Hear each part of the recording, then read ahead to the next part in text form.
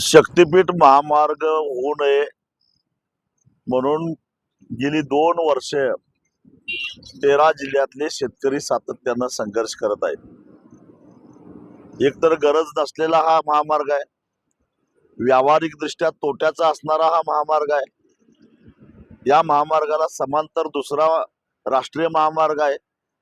तरी सुद्धा केवळ या महामार्गाच्या बांधणीतून 50-60 हजार कोटी रुपये पैसे काढता यावेत या उद्देशानंच सरकार जबरदस्तीनं शेतकऱ्यांचा विरोध असताना हा महामार्ग रेटू पाहतंय. नुकतंच त्याची एक अधिसूचना सुद्धा सरकारने काढलेली आहे. विधिमंडळाचं पावसाळी अधिवेशन चालू आहे. या अधिवेशनामध्ये विधानसभेत किंवा विधान परिषदेमध्ये याच्यावर चर्चा सुद्धा होऊन द्यायची नाही. कोणा आमदारानं तसा प्रयत्न केला तर तो प्रयत्न हाणून पाडायचा. यासाठी सरकार सातत्यानं प्रयत्न करते आणि चर्चा होऊन देत नाही. लोकशाहीनं दिलेला आमचा अधिकार तो सुद्धा काढून घ्यायला लागलाय आहे.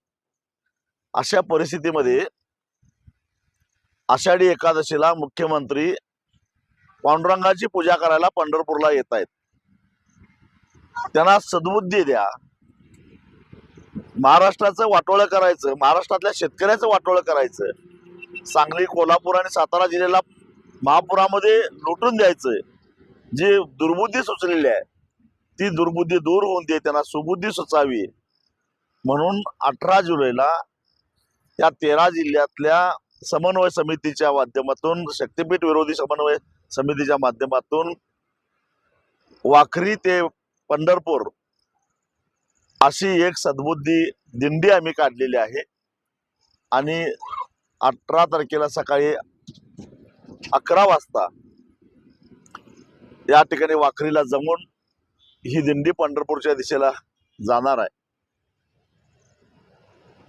अगदी वर्ध्यापासून ते सिंधुदुर्ग पर्यंत या 13 जिल्ह्यातले सगळे शेतकरी बाधित या दिंडीमध्ये सहभागी होणार आहेत.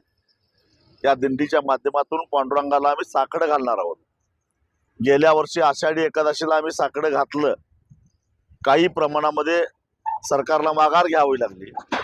यावर्षी सद्बुद्धी दिंडी काढून पांडुरंगाला पुन्हा एकदा आम्ही साकडं घालतोय.